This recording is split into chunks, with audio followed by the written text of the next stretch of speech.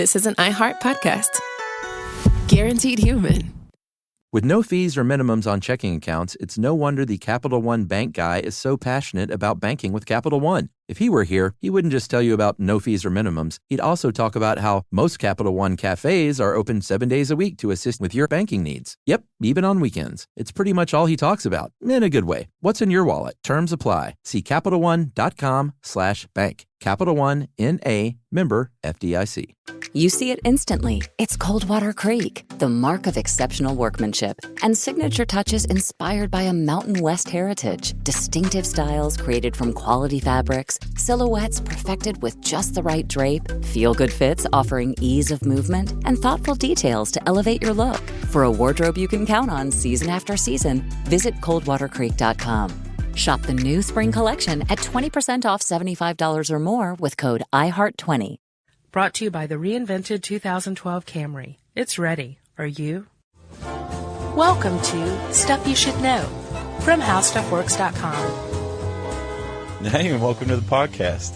Chuck, I was just caught by surprise. How about you? I was caught by surprise as well. I mean, the push of a button and here we are. Yeah, Stuff You Should Know is what you're listening to.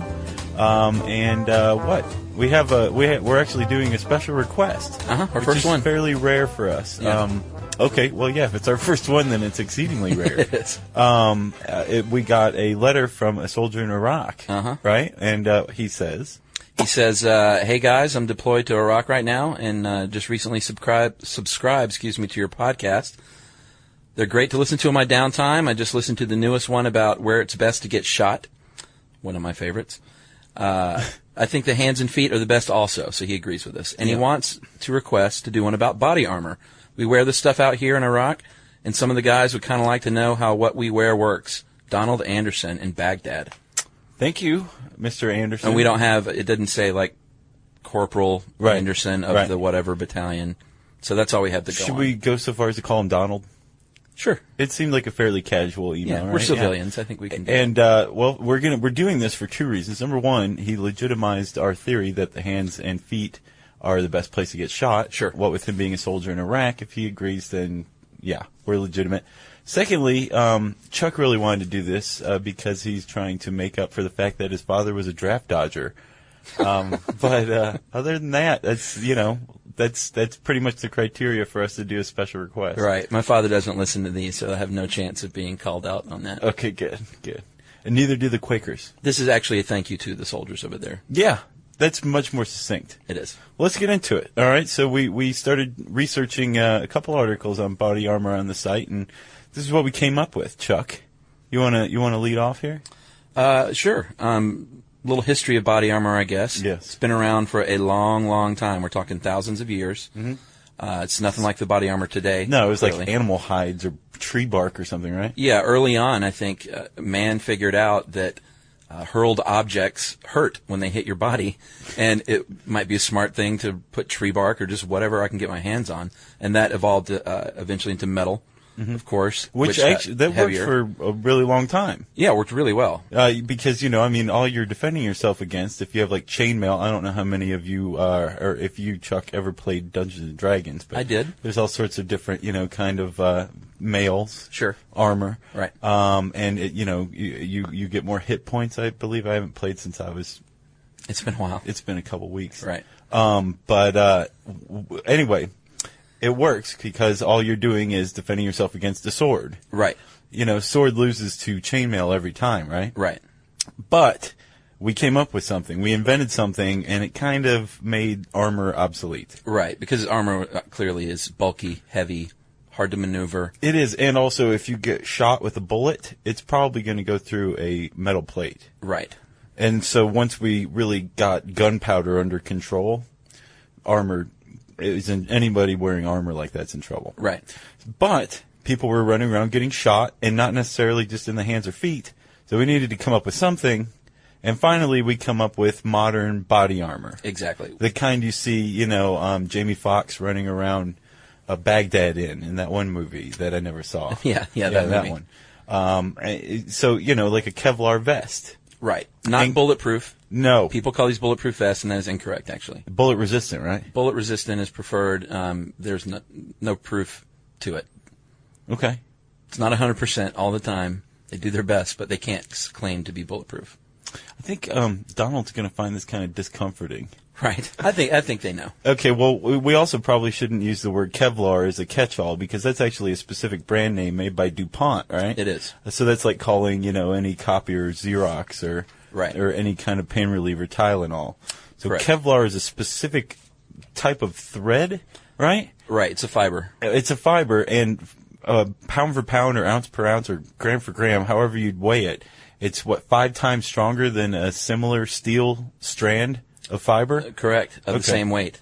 So basically this is all woven together. Right. I think in the article it uses a good frame of reference to help understand it. If you think of a soccer goal with the net in the back, when you kick the ball into the net, every piece of the net reacts to it. So even though it hits a very small part, because it's woven together vertically and horizontally, it all absorbs the impact. And it's kind of a similar concept. It's like a big, very, very tightly woven net that Right. you're wearing. And I guess kind of like if you've ever played tennis, when you hit a ball into the net, if it's a loose net, it's going to go onto the other side into the net further. Right. But if you keep that net really tight, it's going to bounce off with barely any movement whatsoever. Right. How's your net game these days? It's not so good anymore. Not so good? Yeah, I haven't played in a while. I haven't either. Yeah. But, okay, so there's both a tennis and a soccer analogy. Right. Which I think is more than enough. Uh-huh. But with Kevlar and other kinds of soft bulletproof vests, we'll get into hard bulletproof vests momentarily.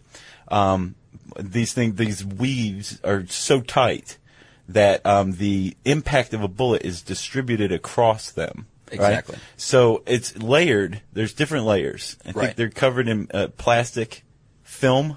Yeah, sometimes there's a resin that's woven in as well. And then they're sandwiched. Like each layer is made more rigid with like a plastic layer on either side of the Kevlar Right. weave. Right. And then that's a layer. And then there's layer upon layer, so, maybe 14 or 15 layers depending on how thick it is. Right. The problem is it's like a piece of paper. If you take a piece of paper, you can easily fold it. If you take a ream of paper, it makes it much more difficult to fold. Correct. So, such is the case with layer upon layer of bullet-resistant material. But obviously, the more you have, the better off you're going to be. Although you want to still be able to draw your gun. Yeah. You don't want to be like Randy in A Christmas Story. You can't Right. put his arms down. You I know. can't put my arms down. Exactly. You're going to be in big trouble. Yeah. So we've reached the point. Here's the point of contention. You want protection that can stop a bullet, and Or fragment, or fragment, sure. in the case of war. But at the same time, you want flexibility. You want motion. Absolutely. And when we're talking about hard body armor, these are actually like ceramic plates. It's not like ceramic like a coffee mug. That would be almost useless. Yeah, I would say so. What's it called, Chuck? It's like alumina or something like that. It's a type of ceramic. Right, let me check on that. Okay. As you continue. Anyway, it's a type. Actually, that's right. It's alumina. Yes. It's a type of ceramic plate, and it's exceedingly hard, and it doesn't shatter like a ceramic coffee mug would. And these things they will stop a bullet. Yeah. That's pretty much guaranteed. The problem is they're thick, and you only want to wear them when you know somebody's going to be shooting at you. Right. I think the key here to the ceramic plates is they will stop a rifle bullet, whereas your average Kevlar vest, soft vest, will stop a 9mm pistol round. Mm-hmm. So if you know, like you said, if you know you're going to get shot, which is probably not a good feeling, or if you have a hunch that you're going to get shot, they make a lot of these soft vests now with pockets that you can slip the ceramic plate into and out of, which is good. Right. So if you're walking around Detroit, you can just wear the soft vest. Right. If you're walking around Baghdad, you should probably keep these ceramic plates in at all times. I would say that's a imagine, good right? idea. Okay. All right. So that's the soft body armor, the hard body armor. Uh-huh. And Chuck, I actually went a little off. I found another article called liquid body armor. Really? Yeah. Okay. That problem we were talking about, flexibility, but also strength. Uh-huh. They may have it licked. How's that? There's this stuff called shear thickening fluid. Okay. STF. And basically what it is it's these tiny little particles of silica, right?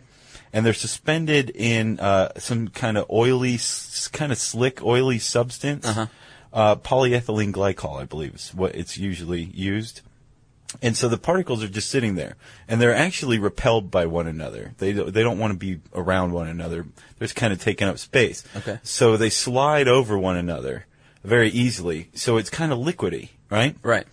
But an impact actually it overwhelms the repulsive forces, and all of a sudden these silica particles form this shield. Really? Yeah, and it happens in a few milliseconds. Uh-huh. So, I mean, the moment the bullet starts to touch that vest, right? It turns into the shield. Wow. But the beauty part is that after the bullet's, been stopped and bounced off or whatever, this liquid, the silica particles start to repel once more, and now this average, ordinary Kevlar vest, body armor, it goes back to being, supple and easy to move in. Wow. How cool is that? That sounds like some Batman stuff. It totally does. And it does, actually. Yes. I love it when you bring in the supplemental stuff that you don't even tell me about, Josh. I feel like I'm learning. I like to keep you on point. You see it instantly. It's Coldwater Creek, the mark of exceptional workmanship and signature touches inspired by a Mountain West heritage. Distinctive styles created from quality fabrics, silhouettes perfected with just the right drape, feel-good fits offering ease of movement, and thoughtful details to elevate your look. Coldwater Creek's authenticity is embodied in every piece, embracing its confident spirit that carries through to today. Discover Coldwater Creek clothing, designed to fit your life the way you want. For a wardrobe you can count on season after season, visit coldwatercreek.com. Shop the new spring collection at 20% off $75 or more with code IHEART20. Doing taxes the old way meant handing everything off and just hoping things were moving. But now you can feel confident your taxes are being handled right with Intuit TurboTax. Now you match with a TurboTax full-service expert. Just upload your documents right in the app, and boom, they take it from there. Start to finish, you've got a dedicated expert working your return. They check every deduction and credit to help you get the best possible outcome, so you can feel confident you're getting every dollar you deserve. And now you're not guessing what's happening, you're seeing it happen. TurboTax gives you real-time updates on your expert's progress while you go about your day. Run errands, grab a coffee, live your life. You're always in the loop. And if a question pops up, you get unlimited expert help at no extra cost, even on nights and weekends during tax season. Taxes are finally transparent, easier, and handled. Visit TurboTax.com. Only available with TurboTax full-service experts. Real-time updates only in iOS mobile app. The apparently in tests of shear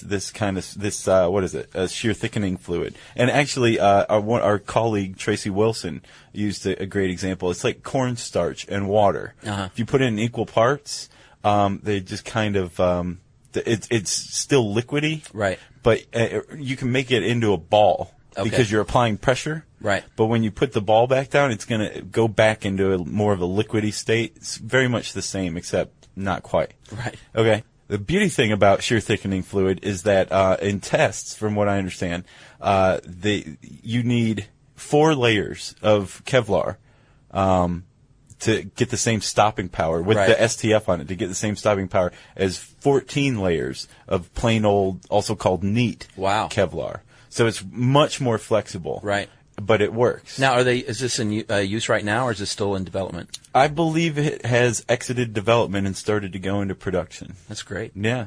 So if you can get your hands on a Kevlar vest, piece of body armor with STF, right, that's the one you want. Right. Because you can draw a gun faster than anybody. Sure, and that's important. I know they say a lot of times that with heavier vests, police officers are less likely to use them. So what good is a vest if it's in your police car? Yeah, exactly. So they try to make them as comfortable as possible so the officers of the law and military will be more likely to put them on. Yeah.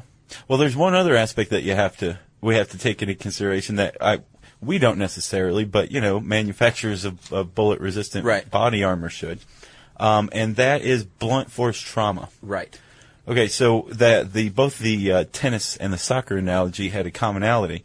When that ball hits that net, the net gives some. Sure. You don't want your you don't want your body armor to give. Right, because it's still touching your body. Right. And even if it's not piercing, it could do some serious internal damage, I would imagine. Yeah, when we were talking about best place to get shot, we talked about cavitation. Right. And I imagine this would be kind of similar. It'd be like cavitation without a puncture wound, you know? Mm-hmm. It could probably do some serious damage to soft tissue, maybe even create enough of a shockwave to break a bone. Right. They've got this problem licked, though. Body armor manufacturers have this exceedingly tight weave. Sure. They take advantage of, like you said, the horizontal and the vertical weave, and it so efficiently distributes the force of the bullet that you'll feel it, but you actually won't feel where the bullet hit. It'll feel just it all over. your whole torso will feel the impact. Right. They actually twist the wires too, fibers, as well. So they're twisted and woven and twisted. So what you get is a really dense weave. Yeah, they go to a lot of trouble, and for good reason, too. Yeah, exactly. All right, so there's some other stuff that's on the horizon, I understand. Things like chicken feathers. Yeah. Did you hear about this? I did. Kevlar, works pretty well, but their people are always searching for better and better ways to protect our soldiers and officers of the law and citizens, if you'd like one. Yeah, well. I want to discount the citizen who You can has definitely walk around with one if you like. Well, there's one called fiber called Vectran, and Vectran is about twice as strong as Kevlar, which is 5 to 10 times stronger than steel, which is good. They're experimenting with spider silk, believe it or not. Yeah, they've actually genetically engineered goats to produce spider silk. That is, and I take it maybe their hair grows like that. I have no idea. Because I don't know where the silk would come out of the poor goat. Yeah. We'll look into that, and I think that's the question of the day right there. Yeah, we'll touch on that. Yeah, how do goats produce spider silk? And chicken feathers, as you said, is a possibility. Researchers in Nebraska are spinning these feathers into a cloth, and turns out it's really sturdy because of the honeycomb texture of the feather. So very cool. Go figure. One day, your body armor might be the same thing that's in your pillow. Yes. And to find out how bullet-resistant chickens are, you could shoot one with a gun. Yeah. You could conduct your own field test. I guess you could. All right. Well, Chuck, that's body armor. And actually, there's a lot more to it. I would strongly recommend Donald or anyone else who's very interested in it to check it out on our handy search bar. Uh-huh. I think just body armor will do. We'll probably bring up some stuff. It absolutely will. But before we let you go, how about some listener mail? Sounds good to me. So today, keeping with the bullet thing that we've got going on, the body armor, we're going to read a couple of suggestions for where to get shot. Yes. Which is one of our recent podcasts. We left one part out. We did. And both of these are pretty good suggestions, so I'll read them real quick. William Hartel, who is a dentist in St. Louis, writes and suggests the mouth is a good place to get shot. He is a dentist, like I said, and during his hospital training, he treated a man who'd been shot in the face. When he examined him, it became clear that he had been shot at close range in the cheek, and it basically went through one side, went out the other, never hit any teeth, and only did slight damage to the dorsum of his tongue, he said, and obviously 2 holes in his cheeks. Where's the dorsum? I don't know. You have to look that up. Okay. Maybe William can write us back and let us know. The exit side was badly bruised, he said, which I would figure. But they basically stitched him up, a few stitches, and that was all he needed. So the mouth. If you can manage to get shot through your cheeks without it touching anything else, I would agree. That's an except the excellent place to dorsum get of shot. your tongue.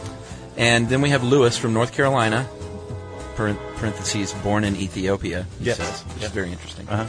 He said the hand or foot was the best place. We said that, but he suggests the buttocks. And he's not the only one. There was another person who suggested the buttocks. Right, and I know in the podcast we mentioned the bundle of nerves in the pelvic region. Yeah. And he said if you could manage to get shot in the buttocks and avoid this region, presumably, again, like the cheek, maybe from the side, it would go in this cheek and out the other. I would say that's probably not a bad place to get shot either. Yeah. Other than the fact that you wouldn't be able to sit down. You'd have to lay on your stomach for a while. The dorsum of your tongue would remain intact, however. True. So those are both pretty good suggestions from our readers for a good place to get shot. Yeah. And so if you can manage, if you're held at gunpoint to get the cheek in there, or whether it's on your backside or your face, then you might be doing well. I'd still take a foot any day of the week. Right. I'd like that not to be challenged. Right. So we want to thank them for writing in, and we want to thank Donald, especially our friend in the military serving the United States and Iraq. And to all of our friends in the military, thank you. Exactly. Thank you very much. I hope you get this podcast, and I hope it finds you well, along with your fellow soldiers, and maybe you know what you're wearing protecting you right now. Yeah, and if you want to send an email to us to let us know what you're doing at any given point in time, whether it's walking the streets of Detroit or the streets of Baghdad or whatever, you can email us at stuffpodcast@howstuffworks.com. For more on this and thousands of other topics, visit HowStuffWorks.com.